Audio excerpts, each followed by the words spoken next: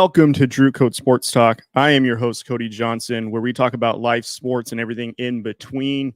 Man, it has been a wild 72 hours in the NFL and in the world of sports, and we're diving into it today, y'all. So welcome. Before we get started, please go and subscribe to the YouTube channel. You can find it right here as you're watching.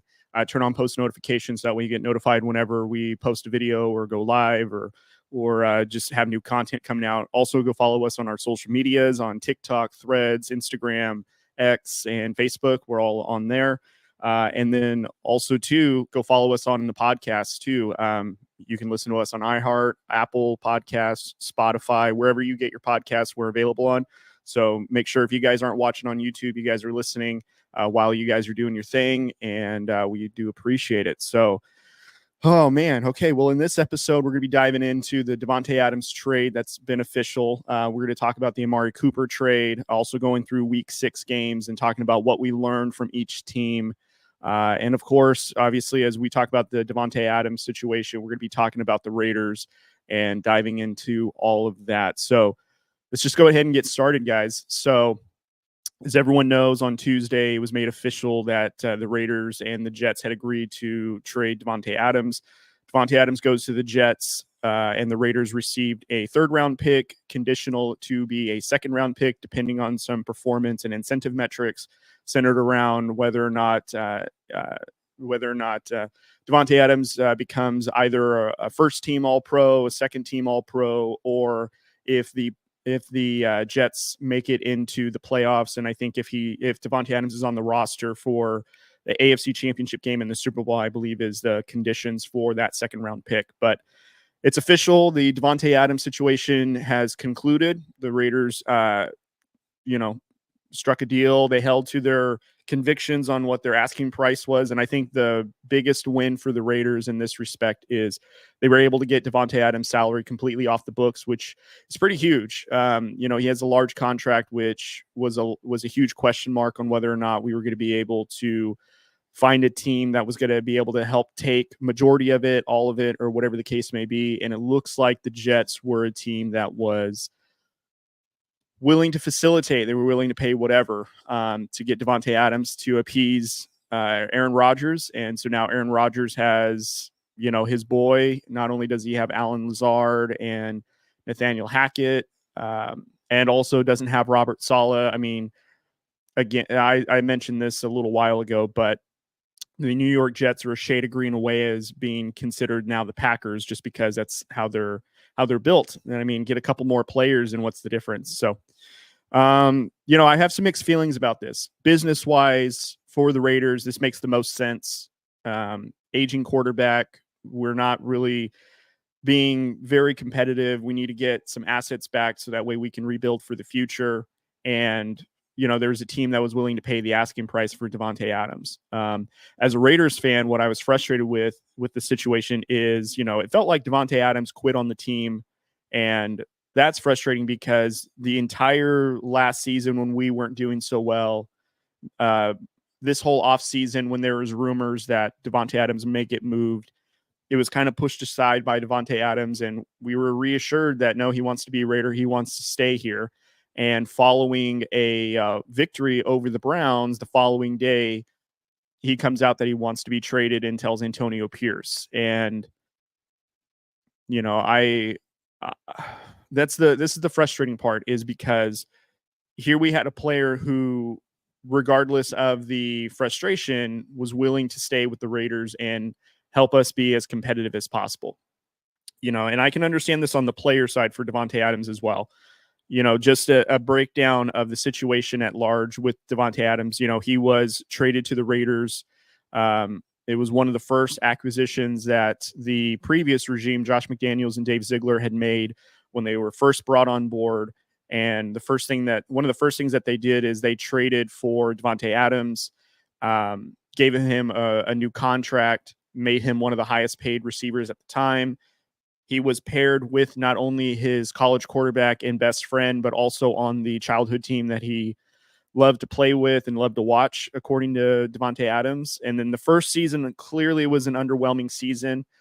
We had weapons in place like Josh Jacobs, obviously Davante Adams. We had Hunter Renfrow. We had Darren Waller before he retired. We thought that we were as good as a team as anyone to compete for the playoffs, potentially the Super Bowl. And I thought our expectations were in the right place, considering who we had brought in terms of McDaniels and Ziegler was a regime that is used to winning championships. And that's what their status quo was. And to our thought, that was what we can expect from this regime. And you add at the time, an argument still the best receiver in the game. And, we should be a powerhouse of a team. Of course, as everyone knows, that first season completely underperformed expectations, very disappointing at most times during games. Our offense looked stagnant, looked like it didn't have any creativity, lots of frustration. But the one thing that was a great deal to see is Josh Jacobs was a beast when it came to running the ball. Also, Derek Carr and Davante Adams had this connection that you can see, and it was something that was making the Raiders at least competitive, if play calling differences and this, that, and the other. Obviously, before the conclusion of the first season, the Raiders, or I should say Josh McDaniels and Dave Ziegler, decided to set Derek Carr for the final 2 games because they didn't want him to get injured and them have to be now responsible for this injury kicker that Derek Carr had on his contract. And then the Raiders had the audacity to ask Derek Carr, after doing all this, if they would do them a solid by waiving his no trade clause so they can get an asset or draft picks for him. And to which Derek Carr rightfully said, no, you either pay me my money when it's due, or you can just cut me and I walk for free. And the Raiders unfortunately had to walk him for free, which, you treat Derek Carr like that, and he's spent almost 10 seasons in your organization. I think Derek Carr was justified in doing that. However, though, you can make the argument that was the first strike for Davante Adams in his sour taste for being with the Raiders. Again, a poor performing first season. Then before the conclusion of that poor season, you then have this fallout with his quarterback, his best friend, who then goes somewhere else. Davante Adams then says, I didn't just come to the Raiders to play with only Derek. I came because they're a team that I grew up loving and I love being a Raider. So I'm here regardless. And so we did that. In season 2, we signed Jimmy Garoppolo to now be the new quarterback for Davante Adams. Didn't work out as well as I think Raider Nation was hoping for. And you can see that Davante Adams in games wasn't even getting targeted. Jimmy Garoppolo was throwing passes that was essentially putting Davante Adams in harm's way, and that was being exploited for sure. So then Davante Adams in that second season goes through Jimmy Garoppolo, Brian Hoyer, and then AOC, who he ended up finding some chemistry with. And not even the conclusion of last season, in season 2 of this regime with Dave Ziegler and Josh McDaniels, they get let go. Antonio Pierce comes in, and this team functions better as a team, especially defensively. And then in the offseason, Davante Adams was one of the players, along with Maxx Crosby, that was very vocal about his support for Antonio Pierce. And ultimately, Mark Davis appoints and hires Antonio Pierce to be the full-time head coach, and then they bring in Tom Telesco to help build this team. And now, obviously, in this timeline, it's this season. In this offseason, we also signed Gardner Minshew. And I can understand what the Raiders' mindset was when they brought in Gardner Minshew to compete with AOC. They wanted to see if AOC could compete and put himself in or show that he's improved enough to be the outright starting quarterback. And I can understand with what the Raiders' decision, specifically with Antonio Pierce's decision, was to name Gardner Minshew the starting quarterback because, one, he's the most veteran quarterback on the roster, hands down. And then you have players around him, such as Michael Mayer, who we drafted, who's coming into a second year. Obviously, still have Davante Adams, Jacoby Myers, who we brought in the season prior, who had a very successful first season. And you know, we didn't have Josh Jacobs at this time, but we have Zamir White. And so we're running with him to see how this all goes. And the best way to see how this team's really going to function is if you have majority of your positions have veterans in them. And so I can understand the thought process. But another thing I will say that maybe was a strike for Davante Adams for the Raiders was the fact that Davante Adams had advocated for AOC to be the starting quarterback for the start of this season. And that wasn't. It was given to Gardner Minshew. And then they lost out on, I believe it was 2 offensive coordinators that they were hoping to get. I believe one of them was Clint Kubiak, who is now the OC with the Saints. And I believe the other one was Ben Johnson, I think, with the Lions is who they were trying to get as their offensive coordinator as well before he ultimately stayed. And so, all that's left was Luke Getsy, who previously was, I believe, the quarterback coach or the pass game coordinator for the Packers or the receivers coach back when Davante Adams was a Packer. And Luke Getsy's previous experience was he was the offensive coordinator for the Chicago Bears. Yes, the Chicago Bears that had Justin Fields that looked like a stagnant, poorly ran offense. That was his offense as well. So going down the timeline, you can just probably understand the strikes that happened against Davante Adams. But from what Raider Nation was hearing from Davante was, regardless, I'm still a Raider. Even when Deshaun Jackson came out and said, he's talked to Davante Adams, and he's very unhappy. He doesn't want to be there. He wants to be traded. And Davante, during his press conference, shot that down adamantly and just expressed, no, I'm here to be a Raider. That's all there is to it. And that's that. And giving Raider Nation the feeling of like, oh, he's a Raider regardless, like good and bad, he's a Raider. And then the heartbreaking part for Raider Nation is that he then requested trade following the victory over the Cleveland Browns, and supposedly was out with a hamstring injury and had a fallout with AP. And that's kind of how we got onto this whole trade situation. And I think for me as a fan, what I was getting caught up in was the fact that Antonio Pierce had come out in his presser just last week before the Steelers game that Davante Adams is looking to get healthy. He's a Raider. Once he gets healthy, we're playing him, and we've talked, we're in the right mindset. We're good to go. To me, I thought that meant, okay, maybe he's not going to be traded after all. And maybe we are just still going to just ride this out until the off season, and the off season will probably either trade or release Davante Adams outright. And that's that. Because earlier this week, I had notes queued up to talk about whether or not Davante was going to get traded, what's in his best interest and blah, blah, blah. After Antonio Pierce had said that, and then before I can record on Tuesday morning, very early Tuesday morning, news broke that Davante Adams was gone.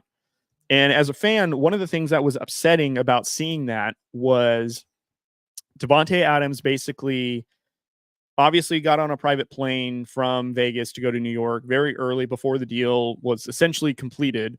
Although, of course, it's probably the business of it because he had to get a physical done to get it signed off on. And then we're hearing, it looks like he's on track to start for Sunday, which they would be going against the Steelers. The Jets would be. And then it's like, was your hamstring really injured? And then another thing is the fact that on the Pat McAfee show, when Aaron Rodgers does his weekly hit, you see Davante Adams kind of sneak into frame during the interview and kind of speak a little bit. And it just felt very calculated. And as much as I love Davante Adams as a player, and I'm grateful for his time with the Raiders, it just felt like he was kind of rubbing it in Raider Nation's face. And again, I'm probably reading too much into that, but I'm just speaking about how it made me feel as a fan for the Raiders. I just didn't like it. I thought it was a little bit more of a middle finger to Raider Nation. And granted, Raider Nation is a hard fan base to be a part of, because even this season is as tumultuous as it is. It goes from all different spectrums. Following the win that we had in Baltimore, we had people saying that, oh yeah, we're a great team, we can put it all together. Following the loss that we had to the Steelers, everyone needs to go. AP, Luke Getsy, Patrick Graham, they all need to get fired. We need to just rebuild all over again. We're the worst team in the NFL. Like, that's how much it swings. So Raider Nation is not an easy fan base to play for. Like, we're very critical. But the optics of just that situation with Davante Adams just looked very, very difficult. And it was really hard to just get behind. And as much as I support the player, and I get it, like, for the most part, I'm pretty much pro player. Like, if you feel your situation is bad and you need to leave, or you want more money on your contract because you feel like you outperformed it, that's fine.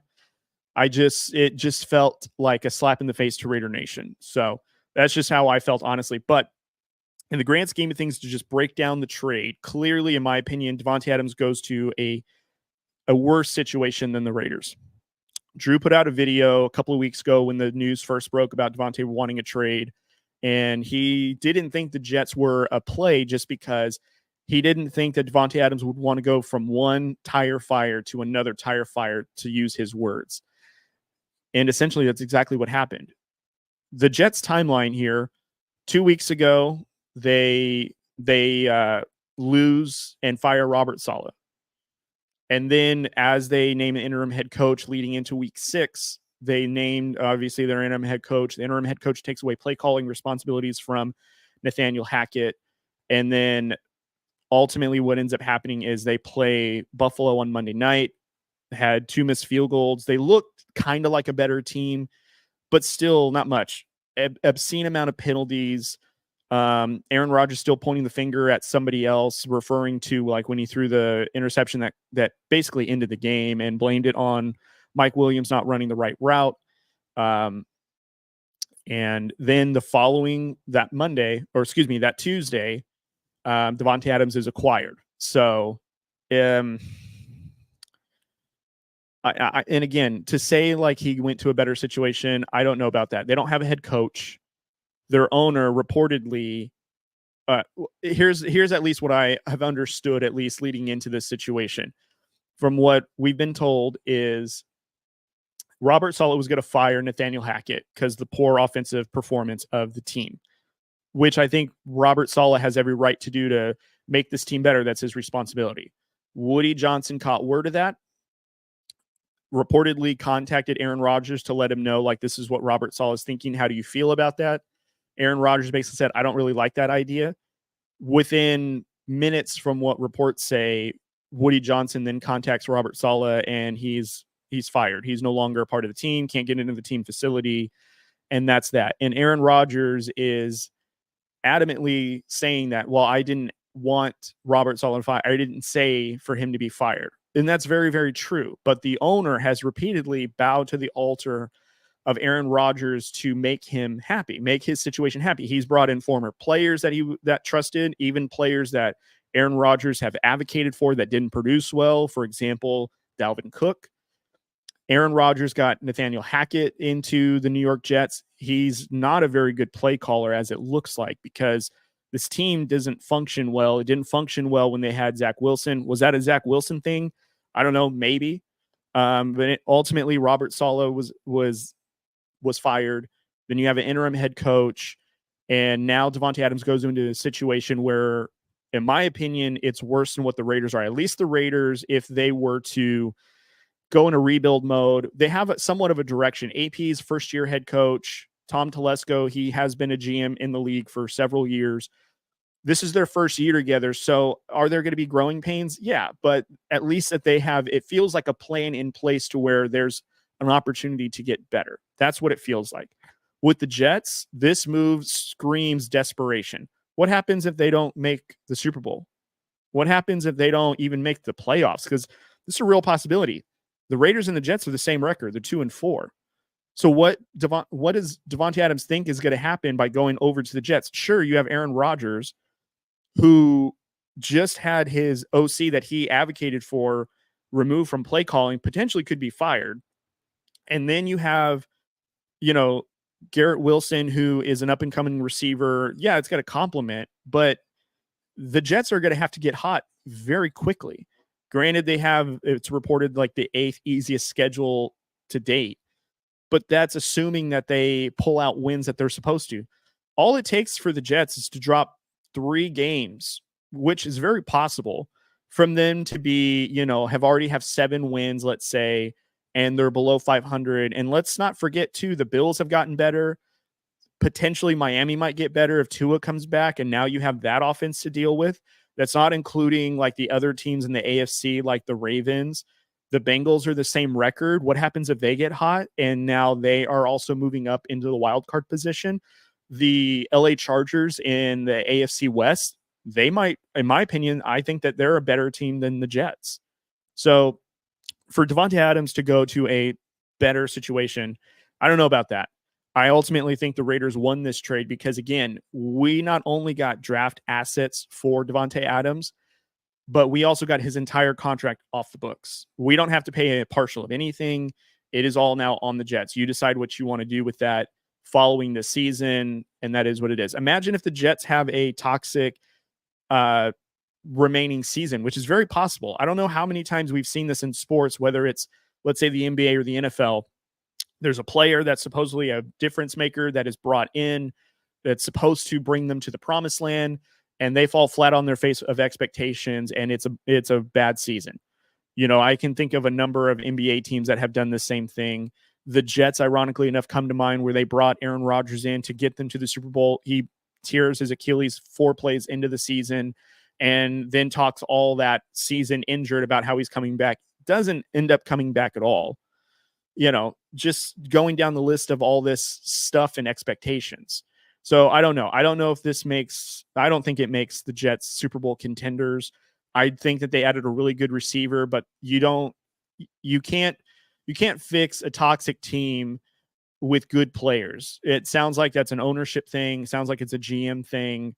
And I think, in my opinion, the Raiders were going through turmoil, but they had adults in the room. And Raider Nation, again, and I said this earlier, just is impatient when it comes to progress.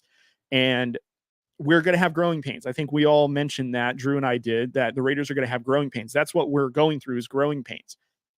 Are the Jets going through growing pains? They're one of the oldest teams in the league with veterans. Supposedly that's this Super Bowl aspiration team.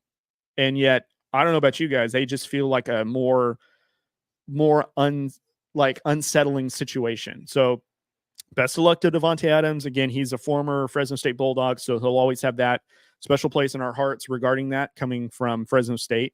But in terms of a Raiders fan, look, if you felt like that's a better situation, that's great. We will just take with what we got from the Jets.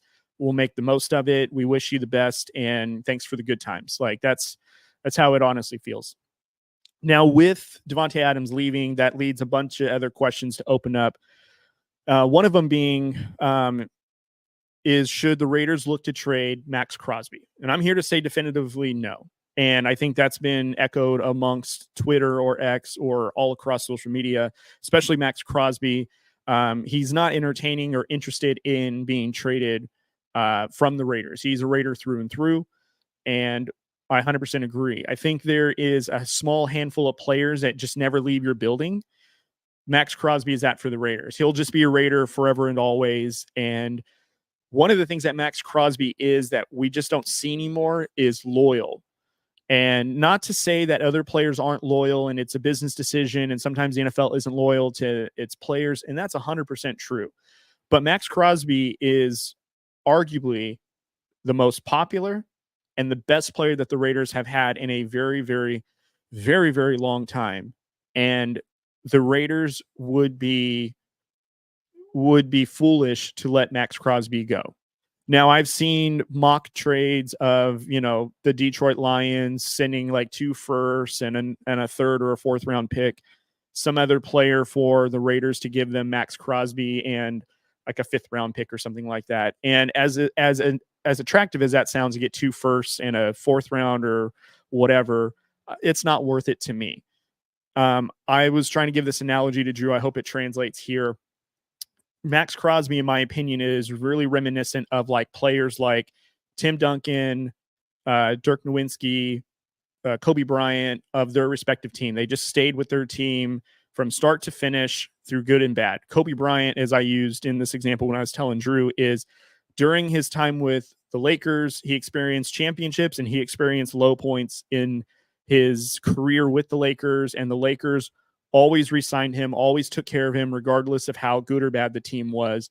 And even in Kobe Bryant's last season with the Lakers, his retirement season, they weren't a playoff team, but they still took care of him and kept him on the Lakers because he's a Laker. He's just not going anywhere. Whereas I'll use Davante Adams. Yes, he's a Raiders fan. He grew up a Raiders fan, but the fact that during low points of the Raiders, he wants out. Sure, like business wise, and if you're going to quit on your team and you're going to just, when it gets tough, you're going to tuck tail and run, or I want to go to the best situation regardless of who it is, fine. But Maxx Crosby has seen us when we were a relevant up and coming team, and has also stuck out with us when we were a failing team, and we failed him when we had a regime prior to the one that we currently have. And we now have the coach that he's wanted to play for, AP, and I'm sure that they are butting heads, but you're only going to get better with having tough conversations, playing hard, showing that emotional side, and that's how that's how they are going to get this team better. Once we lose that emotional anchor of the team, the Raiders don't have anything to write home about. So that's why I think we're not getting rid of Maxx Crosby, nor should we. Then another question we need to ask ourselves is, should the Raiders tank? It's a possibility on the table. The Raiders, as of right now, they're not within a top 10 draft pick. We were as of Sunday, but ironically enough, when the Jets lost on Monday, they ended up catapulting themselves within a top 10 draft pick. And yet they're Super Bowl contenders now with Davante Adams. That's pretty wild. But regardless, though, should the Raiders tank? It's a viable question. I think as we look at different players to see like what assets we could acquire with, allowing some of these players go, with the exception of Maxx Crosby, it's possible. It's definitely on the table. Now that we just got Tom Brady approved to be a minority owner within the team, it sounds like he's going to be more or less involved when it comes to player personnel and all that stuff, which is great. Like having the greatest quarterback or NFL player in the history of the game kind of being the one to find that franchise quarterback, or to find the Raiders the player that they need, or players that they need to be relevant and contenders and all that stuff. That's really encouraging. And of course, I've seen all over social media that if the Raiders were to tank and draft a quarterback, a player that is kind of being tied to Tom Brady is Shedeur Sanders. I don't know how I feel about that, if I'm being honest. So Raider Nation, you're going to have to let me know if you guys are down for having Shedeur Sanders. I'm a little apprehensive just because when I hear that one player has had one coach almost his entire football career and hasn't had the experience of different coaching styles or adversity with different coaches, I mean, that's something I kind of wonder about. But regardless, though, like if Shedeur Sanders is the guy for us and our scout team says it, Tom Brady says it translates into the NFL, then I'm all for it. Some part of me feels like the Shedeur Sanders and Deion Sanders kind of feels like the Ball family of the NBA. However, Deion Sanders is definitely more, obviously he played in the NFL, one of the greatest players of all times, a little bit different. And now having his son in college being as successful as in Colorado as their starting quarterback, now wonder, can he turn that into the NFL? Could he translate that to the NFL? And we'll see. I mean, I don't know. There's other quarterbacks that are in there. I think another one is Quinn Ewers from Texas, which is a interesting one. Carson Beck of Georgia, obviously Cameron Ward of Miami, Jalen Milroe of Alabama. I mean, there's, if the Raiders do tank and we get somewhere in a top 5, top 10 pick, got to imagine that these players are on the short list of quarterbacks that maybe we want. I don't think that the Raiders are going to go with a bridge quarterback again. And if we did, another scenario is maybe we don't take this season. Maybe this season we ride out with whatever we have.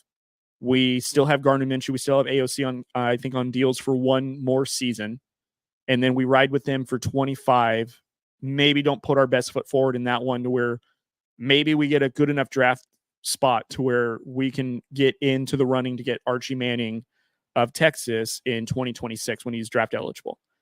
It's an idea. It's a thought. I don't know if it's something that Raider Nation wants to do, because that means that we would have to be bad, like really, really bad. And I don't know if Raider Nation wants to do that. But if we did do that, that's an option. In my opinion, maybe not a bad strategy considering we need help on the offensive line. We need to get younger there. We also need to acquire more defensive pieces, younger defensive pieces that are going to make immediate impacts because we're going through injuries right now. So we definitely need to bolster the defensive side of the ball. And obviously we need a franchise quarterback. Now, what I would rank in the most important is maybe get a franchise quarterback. Maybe this upcoming draft in 25 is the one where we just grab we need to get one of the top 5, top 6 quarterbacks, whatever they are, to have something to lean on for the future and not hope for maybe one name 2 years from now that we may or may not be in competition with, because who knows what team is going to get worse to get that better draft position. So I think that's definitely an option as well. And then also too, Antonio Pierce needs to make a decision on what he's going to do with Luke Getsy. Is he going to fire Luke Getsy? Is he going to remove him from play calling? I saw yesterday that Antonio Pierce was asked if he's going to be calling plays from the press box. If that decision hasn't already been entertained after 7 weeks, that's questionable to me. Maybe he already knows the kind of guy that he has in Getsy, and it's not what's going to get us to win games. And we need to just make that decision right now because our offense is stagnant. This is what Antonio Pierce's offense looked like last year. Now, granted, it wasn't his coaching staff that he brought in. This was when he was an interim, and this was all the other pieces that were left behind by Josh McDaniels and Dave Ziegler. But in 2023, from week 9 to 17, this is when Antonio Pierce was coaching the Raiders. Their passing game average was about 199 yards. Running offense was about 109 yards, almost 110. And we averaged about 19.7 points, almost 20 points a game. And now in 2024, after 6 games, our passing offense is averaging 213. Majority of that, though, when we are losing those bad blowout games like Denver and Steelers, it's a lot of garbage time throwing. That's how a lot of those chunk plays are happening. A lot of that yardage that's inflated. It looks like we have a better passing offense, but truthfully, it's because of garbage time. Our running attack for 2024 is only 79 yards per game. So we are 30 yards under average from what we were last season. That's significant for an offense to be that imbalanced. So even if we want to take these averages on face value, we throw the ball an average of 213 yards and we only run the ball less than 80 yards a game. That is not a balanced football team. That says one-dimensional right there. And as everyone has seen, Raider Nation, when we have played these games where we have lost, we've been turned one-dimensional. We've had 2 games where we've had decent running production, the Ravens and the Browns, which were our only 2 wins. Outside of that, our rush attack has not been very good, very poorly ran. And we're only averaging 18 points a game. In fact, we're on the cusp of averaging less than 18 points a game. We're like right on the edge of it. So we're averaging less points, averaging less rushing yards per game. That tells me this offense is going backwards, and we thought we had hired a reasonable offensive coordinator. Reminder, Luke Getsy comes from the Chicago Bears, where he was their offensive coordinator, who had Justin Fields, and that offense looked bad. So bad that people were questioning whether or not Justin Fields was a good quarterback. Justin Fields now with a more comparable organization in the Steelers, who are a better ran organization, more structured. And sure, Arthur Smith, say what you want about him as a head coach, but as an OC when he was with the Titans, which that offense looked really, really explosive as well. And now as an OC right now with the Pittsburgh Steelers, they look a lot better as well. Granted, Justin Fields is not throwing for 300 and something yards per game, but he looks more comfortable as a passer. He's throwing it down the field, and he's also using his legs to stretch plays when it calls for it. Look at what he did with the Raiders. Sure, the passing game wasn't really going all that well for Justin Fields, but he was able to beat the Raiders because of his mobility and him able to stretch the pocket, him understanding I don't need to throw it into traffic. I'll just tuck and run because there's not a defender anywhere near, and I can outrun a lot of these defenders. And that's what that's how the Raiders were exploited, amongst other things, but that's primarily what it is. And Justin Fields now looks like he is the future quarterback for the Steelers, and I think he fits that organization really, really well. And again, though, Luke Getsy had him looking that bad, and we thought that's the guy I want for the Raiders. Now, granted, I will say I think a lot of that was because that's all that there was at the time, or all that Mark Davis was willing to pay for, maybe. But that's what we have. We have a Nathaniel Hackett 2.0, essentially, and our offense looks terrible. And yet, still, Davante Adams said, I'm going to go to the Jets. Not to tie it all back, but the point being is Antonio Pierce needs to make a decision on what he's going to do with Luke Getsy. I think Raider Nation is all into he needs to have him removed from play calling or the team altogether. My say is like, look, it just didn't work. Good luck to you. It's time to cut bait. And we just rolled what we have interim and then actually put some time into searching for a good quality offensive coordinator for next season.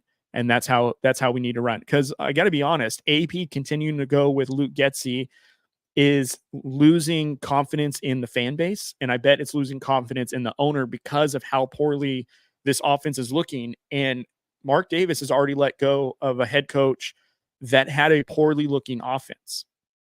And it's still kind of continuing. So the head coach now needs to take control and decide what he's going to do for the Raiders moving forward. So, okay, guys, so I'm going to take a quick break for our partners and their message, and then I'm going to come back. We're going to go over week 6. What did we learn? And we're going to dive into that when I return. So don't go anywhere. We will be right back. Drew Code Sports Talk is supported by SeatGeek. SeatGeek is your go-to app for tickets, making it super easy to find the best deals. They even rate each ticket deal on a scale of 1 to 10, so you know you're getting your money's worth. And as a special thank you to our listeners, we've got a promo code just for you. Use Drew Code at checkout to get $20 off your first order. That's $20 off your first purchase, whether it's for the game that you've been dying to see or that concert that everybody is talking about. Head over to SeatGeek now, find your perfect seat, and use Drew Code for $20 off your first order. SeatGeek, get your tickets to the action today.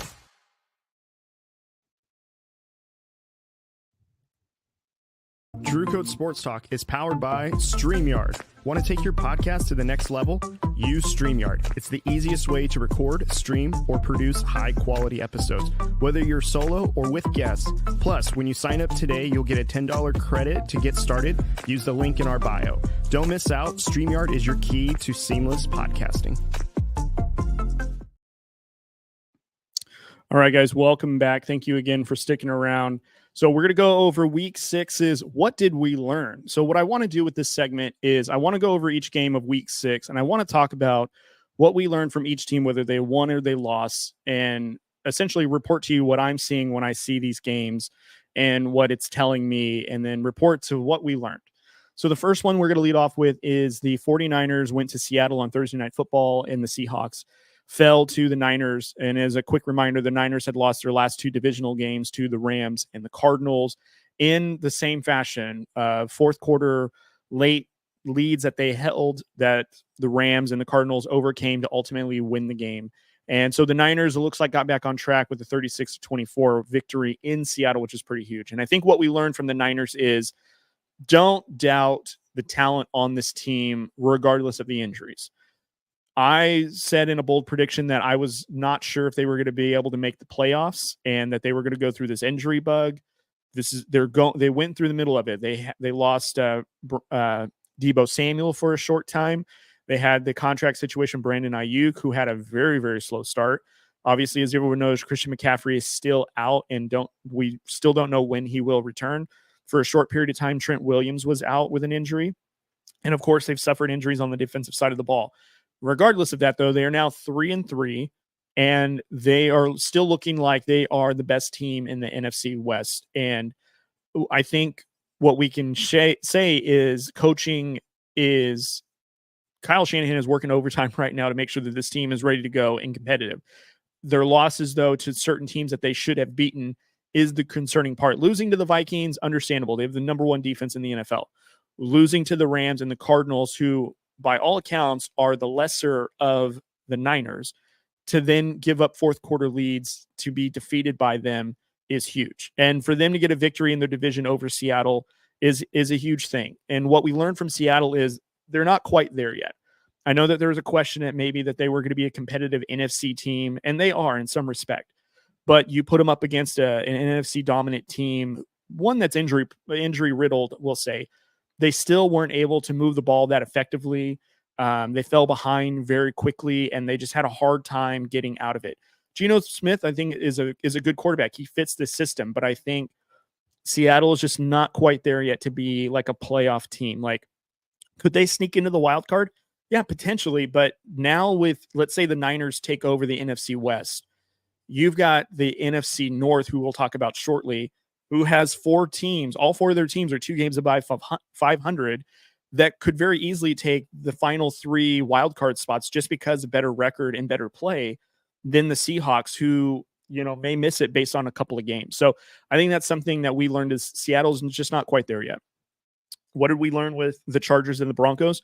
Chargers, like I had said earlier, comparing them to the Jets, are a sleeper in the AFC, especially in the West. I don't think that they are a team that's going to be able to get over the top of the Chiefs, but I think they're like maybe a couple of offensive pieces away from being up there with they are a really run dynamic team, which they already proved now, and that they have a viable number 1 option when it comes to throwing the ball, which it seems like every team needs. It's really hard to have a receiving core by committee and be effective. You might need that one receiver that teams have to game plan for to open it up for everything else. So the Chargers, in my opinion, are a sleeper team in terms of like maybe getting a wild card berth and being a force to be thought of in the AFC.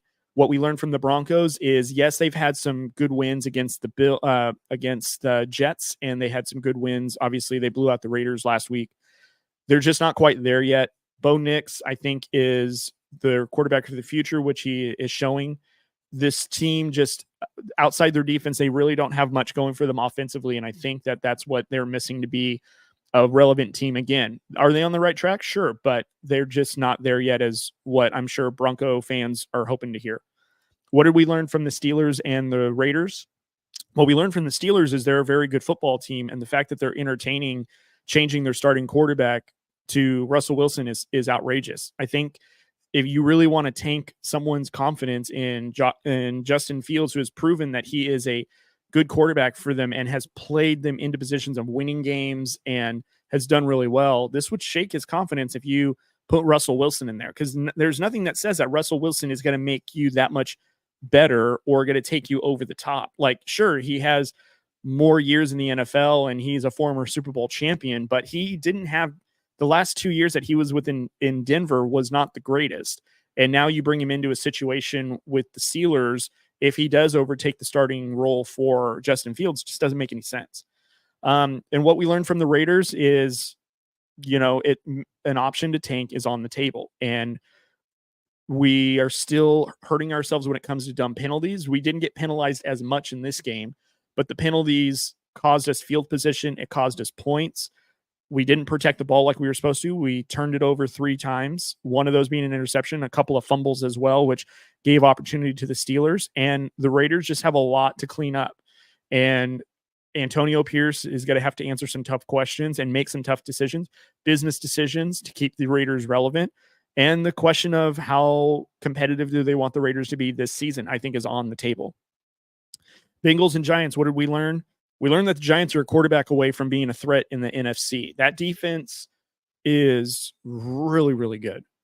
So good. Brian Daboll is a extremely good coach. And the Giants defense does not feel like a 2-4 team, but that offense, though, feels like it. And last week, the Giants played really well. That came out with a victory. Brian Daboll and Daniel Jones looked really good in that game, but Daniel Jones in this game at home on primetime just didn't look good. Now, granted, they didn't have Malik Neighbors, who's their new rookie wide receiver, who is an absolute unit, and he is going to be special for them for many, many years to come. Sure, they didn't have him, but you can just see that this team is kind of being held back by Daniel Jones. And then what do we learn from the Bengals? They have such a talented roster on the offensive side of the ball and their defense just is going to probably be their weakest part. And I think it's a little bit too late. Granted, they did get a victory, so now they're 2-4, and maybe they can build some momentum. But the fact that they start late they have a slow start at the start of the season to where in October is when they start getting, wins and stuff, makes it really hard, because now in the division that they're at, where you have the Steelers and you have the Ravens being ultra competitive, and you're 2 games behind both of them respectively, you've got to now make up a ton of ground. And I just don't know if the Bengals are going to be able to do it in enough time. They're going to get close, I think. But I think what makes it tough is Zach Taylor every season gets them off into a position to start the season where they're playing from behind every week. And I think that this is probably his final year, short of them getting to the Super Bowl or to an AFC championship game. I just don't see him lasting after this season with how the team has looked. And part of that is the defensive side of the ball as well. Like defense clearly lets down the Bengals. Unfortunately, they won this game, but I mean, in my opinion, the Bengals are a much better offensive team than this, and they should be a better team than 2-4. What did we learn from the Jaguars and the Bears? For the Bears, Caleb Williams is looking a lot more comfortable. This offense is humming, and now that they're 2-4 in a very competitive NFC North game, they're on a bye week this week. The following week, they play the Washington Commanders. That's going to be a really fun game to watch, because you've got Jaden Daniels and you've got Caleb Williams going head-to-head. That'll be a fun matchup to watch. Bears are a sneaky good team, a team that, could go further along and maybe continue to play in the colder months when it's playoff time. I mean, it's a possibility if they keep playing like this. But again, some of the teams that they have played haven't been very good. So we'll see when they come up with some, again, competition to see how that's going to look. With the Jags, I think Doug Peterson's going to be let go after their second game in London, or they're going to play in London on Sunday. In my opinion, they're going to let go of Doug Peterson then. The reason why they haven't let go of him now is because they're not on a plane ride back to America. And as soon as that happens, Doug Peterson's no longer going to be the coach. The Jags, what we learned is they need to hit the reset button. Having that extension on Trevor Lawrence was probably the smart move to do, but he played an okay game, but this offense is completely underwhelming, and this team just needs to hit a full reset. They need to start all over again. They need someone different, a different voice out there, because they're just not responding to Doug Peterson. And Doug Peterson right now, there's nothing that he can do that's going to not lose him his job. Like he's not going to be the coach after next week. That's almost a certainty. What did we learn from the Cardinals and the Packers game? Cardinals aren't as good as we thought they were. They're a tough out. They have a lot of identity problems when it comes to the offense. Defense is non-existent, and they have a lot to still work on to build and be competitive. But for now, they're just a team that might get you if you don't respect them. And what we learned from the Packers, they are an NFC threat.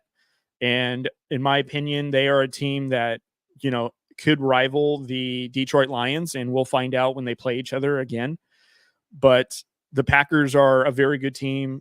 Jordan Love throwing for 4 touchdowns is absolutely ridiculous. And this team is very, very good. Matt LaFleur, who was able to keep this team afloat during Jordan Love's absence, is a testament to how good his coaching is. And this offense is moving the ball very, very well. Colts and Titans, what do we learn? Both subpar teams. Colts having a 3-3 record to me doesn't mean anything. Joe Flacco should have been re-signed with the Browns, but for some reason they just weren't interested in being relevant. And the Colts were able to come from behind essentially and beat the Titans. And really, this doesn't do anything in the world of the NFL. For the Titans, they know that Will Levis isn't the quarterback of the future. They might want to think about drafting another one, which is funny because they drafted Will Levis because they didn't believe in Malik Willis, who Malik Willis won 2 games with the Packers when he was filling in for them. One of those actually against the Titans. So that's what we learned. What do we learn with the Texans and Patriots? For the Patriots, they have a franchise quarterback. Drake May threw for 3 touchdowns, looked very good. They just went against the best team in the AFC in the Texans. So, of course, they're just not up to par quite yet. And what we learned from the Texans is they can lean on Stephon Diggs to be the number 1 receiver while Nico Collins is out. They did get back Joe Mixon, so that is a huge help. And this team is a dangerous team in the AFC, as I said earlier in the season. What did we learn between the Buccaneers and the Saints? I think the Saints 2 games where they blew out their opponents against the Panthers and the Cowboys was probably they just took those teams by surprise. But now that there's film on them, as Drew would love to say, they're kind of being figured out. And then also what makes me nervous is for the Saints, I think if Spencer Rattler, when he goes up against whoever he's competing against on Sunday, if he has another good game where that offense is moving the ball a little bit and they're able to remain competitive, high probability that Derek Carr doesn't get his starting job back. And also, too, if the Saints continue to underperform when they started off hot at 2-0 and they just have lost now the last 4 games, 2 of those 4 games against divisional opponents. I don't think Dennis Allen is going to last. And I'd be hard pressed to say that Derek Carr is probably going to remain with the team. I wouldn't be surprised if they just stick with Spencer Rattler because he's the younger quarterback, has the stronger arm, and Derek Carr's costing him more money. So Derek Carr might be a trade piece for a team that might be a quarterback away from being relevant if a team feels like that. So I think that's an option that's on the table. What we learned from the Buccaneers is they're a solid team. I don't know if they're on the level of the Falcons, who they lost to in the prior week. But, the Buccaneers are a team that if they can respect their opponents, they will go far. And they are a team that could surprise a lot of people by having a deep run. They have experience on all sides of the ball. So we'll see. I think what we learned from the Buccaneers is, that we need to see them play when they're playing competition. We need to see them continue to meet those expectations. I think one of their wins that they had against the Lions really put the Buccaneers on the map. So then to have games that they lose to the Falcons in overtime, and you would think that the Buccaneers, coming off of a good win against the Lions, would be able to snap out of it. It's just kind of interesting. So I think them putting up 51 points is great. That offense looks really good. Baker Mayfield and this team is humming, and hopefully they can continue it because they would be an interesting team in the NFC. Browns and Eagles, what did we learn? I think the Browns are tanking. They're just doing it with Deshaun Watson as their quarterback, which is kind of funny because they gave away essentially their future and signed Deshaun Watson to an obscene amount of money, with him being 2 years removed from football and having numerous sexual assault cases, civil suit cases that need to be settled. And the fact that there's a tracker for if he throws more touchdowns than cases settled, and the number of assault cases settled is higher than his throwing touchdowns, that's kind of funny. And that just shows that the Browns, I think, are just tanking on purpose. They're just doing it with Deshaun Watson at starting quarterback. I think if they were to start Jameis Winston, they would start winning. And I think what they're trying to do is tank as much as they can to get a better draft position. My only fear is that Kevin Stefanski is going to look like a bad head coach. And I think he's a better coach than what he's getting credit for. And we need to see, he needs to outlast Deshaun Watson. I don't think Deshaun Watson should be the reason that Kevin Stefanski loses his job, because normally most head coaches that underperform 2 seasons in a row, or in this case 3 seasons nearly, usually the head coach is the first one to go. And I really hope that Kevin Stefanski outlasts this, because Deshaun Watson is the reason this team is falling, not Kevin Stefanski. What did we learn with the Eagles? The Eagles have an immature head coach. For him to clown his home team fans because they were calling for his job because poor coaching and poor management of the team, which that fan base has every right to do. And for him to then be completely immature and bark back at them is obscene. What are you doing? That's your fan base. You want them to be critical of you. You want them to expect greatness. You just went to the Super Bowl 2 seasons ago, and your expectations is to get to the Super Bowl. So if you are losing bad games to teams you shouldn't lose to, and they're calling for your head, yeah, I mean, we all would. And the fact that you're doing that, how immature. In my opinion, Nick Sirianni is probably going to get let go at some point in this season. I don't see him outlasting the end of the season unless the Eagles get on some crazy hot streak where they're they start riding a win streak of like 8 games, and before you know it, by week 12, maybe they're like 10-2. Like, let's say they rattle off 7 in a row now, to where like, okay, Nick Sirianni can stay. But let's say they go teetering between 500 and under 500. I wouldn't expect Nick Sirianni to stick around, and rightfully so. Andy Reid, one of the greatest coaches of all time, now with the Chiefs, had a career with coaching the Eagles where he led them to 5 consecutive NFC championship games. He was booed when he had bad seasons as well, because again, that fan base felt that team underperformed under his watch. And I think Andy Reid would agree that, like, yeah, they didn't perform well, and he got booed for it. Andy Reid, to my knowledge, has never criticized the fan base or done anything this immature where he's barking back at the fan base for them just being vocal about how upset they are because the Eagles are falling below expectations. They just signed Saquon Barkley. They have arguably a top 3 receiver in the game in A.J. Brown, a very good comparable receiver next to him in Devonta Smith, supposedly a very good defense, and you're underperforming. You're 3-2, and you barely beat the Browns, who are the worst team in the NFL, by 4 points. And then you're going to bark at your fan base for calling for your job, which, by the way, if you're doing that, maybe you shouldn't have the job. That's not a great leader quality of Nick Sirianni. Commanders and Ravens, what did we learn?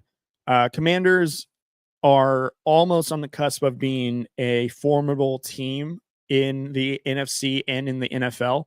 The only problem is they went against the Ravens. And what did we learn from the Ravens is they are probably the second best, maybe tied for second best team in the AFC. If the Ravens rematched against the Chiefs, who they played in week 1 next week, I think the Chiefs would lose to the Ravens, because the Ravens defense is playing better. I like that defense a lot. And also too, this offense has now found an identity where Lamar Jackson doesn't have to run 20 times and risk injury. He now can throw the ball over 300 yards, get Zay Flowers 9 receptions for 132 yards, hand the ball off to Derrick Henry for 24 times for 132 yards, let him get 2 rushing touchdowns. The last 4 wins that the Ravens have had, the focal point has been getting Derrick Henry the ball and letting Lamar Jackson throw the ball and make smart football decisions. To me, that's a dangerous team. And I think what we learned from the Ravens are they are probably tied for second for being the best team in the AFC. The team I would put tying them would be the Houston Texans, because they also have a defense and a very good offense that is hard to stop. Lions and Cowboys, what do we learn? Lions are the best team in the NFC, hands down. I know I just talked about the Commanders. I brought up the Falcons. I brought up the Buccaneers. We brought up 49ers. Cowboys are steps ahead of everyone else. They look like they are, knock on wood, Super Bowl favorites to represent the NFC. Very, very, very good team. Extremely well coached, and they can beat you on all sides. They can run the ball on you. They can throw it deep. They can dump it off to Amon-Ra St. Brown. Their defense is very formidable. This is an all-around great football team, and Detroit has something to be excited about. They are legitimate threats in the NFC to represent the Super Bowl. And that's just fantastic. Jared Goff is playing at an MVP level, and this team is just extremely well coached. Dan Campbell, if he's not the front runner for Coach of the Year, he should be. What do we learn from the Cowboys? Jerry Jones is the problem. This Cowboys team is not as good as what everyone thinks, and Jerry Jones' fragile ego to be questioned by a radio host who he hired for a radio network that he created on his weekly spot that he himself makes time for, because that was the commitment he made when he created this media for the Cowboys, to then get just a couple of hard questions like, what are we going to do for this team, for him to snap and throw a temper tantrum about being held accountable for it. Jerry Jones is the problem why the Cowboys won't ever be relevant or successful. The last time the Cowboys were relevant was when Drew and I were about 4 or 5 years old, and we're in our mid-30s now. So it's been that long. And granted, sure, they've had a couple of postseason appearances, but nothing since then. For as much noise as Cowboy fans do and as much media attention as ESPN gives the Cowboys, I'd expect them to be a lot better than this. The fact that ESPN bows at the altar of the Cowboys, and the Cowboys are 3-3. And truthfully, they're on the bad side of 3-3, where like they're probably going to win games that they should, and they're probably going to lose games to teams in a blowout fashion like this.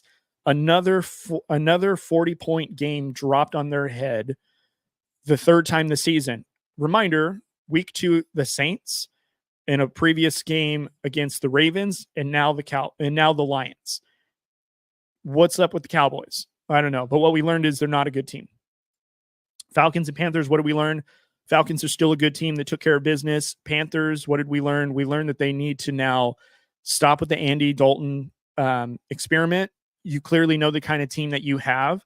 It's not a playoff team. It's an okay team, but it's not a playoff team. So now it's time to get Bryce Young into your starting lineup again, and it's time to coach him up some confidence and get him to be successful and stop relying on Andy Dalton to be your savior. He's not. He's a very good quarterback. His best years are probably behind him, but you need to get Bryce Young that confidence back. And how do you do that? You got to just, this season's a loss for the Panthers. Now just play him so you get him that confidence and you coach him up. Let him go through some growing pains. Second year, he should be a little bit improved. Let's get that improvement going. Let's coach that into him. Not just like, oh, we're going to dictate the lineup based on wins. You've won one game, and it was against the Raiders, and the team did look a little bit better with Andy Dalton, sure. But now you guys have dropped your last 2 or 3 games now. Third straight, I think it's the third straight loss that you guys have had. It's time to end the experiment. It's time to get Bryce Young back in there to get his confidence up. What did we learn between the Bills and the Jets, which, by the way, they both yesterday had 2 big receiver transactions. I talked about the Davante Adams to the Jets, which I thought the Jets didn't really, I mean, did they slightly improve? Sure. But I think who won the trade ultimately was the Raiders. And I don't know if Davante Adams goes to a better situation, respectively, to the Jets with how they are. The Bills, however, did win on Monday Night Football. And what we learned from them is their defense is there. Josh Allen is playing at an MVP level. And even though that they don't have an a number 1 receiver, this team was able to hunker down, come out with a victory against the Jets that was desperate. They were hoping to get a victory to get that confidence up, and they didn't. But on the same day, they acquired Amari Cooper from the Cleveland Browns. And earlier in the season, the Browns had restructured Amari Cooper's deal to be more friendly to be acquired by another team by knocking down, I think, his base salary to like 1 point something million and restructuring his deal to where, like, if he was traded, it would be easier for a team to acquire and it would be more attractive, which was in play for a majority of the season. It was just now, where is Amari Cooper going to go? It was never like, oh, he's going to stick around with the Browns. It was always Amari Cooper's on his way out. Who is he going to get traded to? I was saying that I thought the Chiefs were going to be in the market for getting a number 1 receiver, which I still think that they should have been. And that's fine if they weren't. The Bills, though, acquired Amari Cooper. So now Amari Cooper arguably has the best quarterback he's ever played with in his career. Amari Cooper is still an elite route runner, and he will draw defenses. So now you have players like Coleman, Shakur, who are both very good receivers, now have that number 1 threat that's going to garner more defensive attention to open up things. And with how this offensive is, they needed this number 1 receiver. And to me, the Bills now have exploded to contenders again. I've always thought that they were kind of on the cusp of being pretenders or contenders. Like, they just don't feel like they're there yet. They're missing something. They found that missing piece. And in my opinion, now the Bills are a threat in the AFC. And I think there's some attention that needs to be done on the Bills. They're right there. I think now they are solidifying that they're going to win the East, even if the Bills have acquired Davante Adams, even if Tua comes back with Miami. The Bills, in my opinion, just solidified that they're going to clinch the East, and they're going to just continue to build upon this, and they're going to be a threat. And not only a threat to the Chiefs, they're going to be a threat to the Texans, who they did lose to earlier this year. They're going to be a threat to the Ravens, who they also lost to earlier this season, because an argument could be made that they didn't have this number 1 receiver during those pivotal games that could have made a difference for them.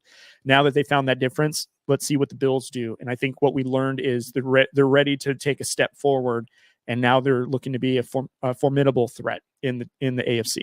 So All right, guys, that's it for me. I just wanted to go over some Raiders discussion, talk about the Davante Adams thing, talk about week 6 and what we learned. So I really appreciate you guys sticking around and watching or listening. So feel free to subscribe to the YouTube channel here. If you guys are watching on YouTube, hit that subscribe button and also give us a like, and also turn on post notifications so you get notified whenever we have a new episode that comes out or new videos. Also, to go subscribe to the podcast. Wherever you listen to podcasts, we're available. So go hit the subscribe button and follow us, whether it's Spotify, iHeart, Apple Podcasts, wherever. Go check us out. Go give us a listen if you can't watch us on YouTube. And follow us on all the social media platforms: TikTok, Instagram, Threads, X, Facebook. All of it, we're on there, and try to be pretty active on there, and love to get interactions with you guys. So please feel free to interact with us and engage with us. Love to hear it. Exciting things coming down the pipeline for Drew Code, so stay tuned for that. If you have not listened to the latest episode of Stingers Up with Andrew, go do so right now. He talked about the Sanger West Hornets. Shout out to them for having a huge homecoming win against the Matilda Toros, I think is the name of the team, during homecoming week, which they did it in remarkable fashion. So go check out that episode. Also, they have a game coming up for senior night at Sanger West as well, against the McLean High School, which is kind of like a rivalry team with them. So Drew will have a new episode for that post game. So go check all that out and let us know what you guys think. Sanger West, really appreciate you guys being so supportive of Drew's show. He loves it. So if you guys are listening, thank you guys so much for being huge supporters of us. Really love and appreciate you guys. I appreciate you guys. Thank you guys so much for listening. Be kind to one another, and we will see you guys on the next episode. See ya.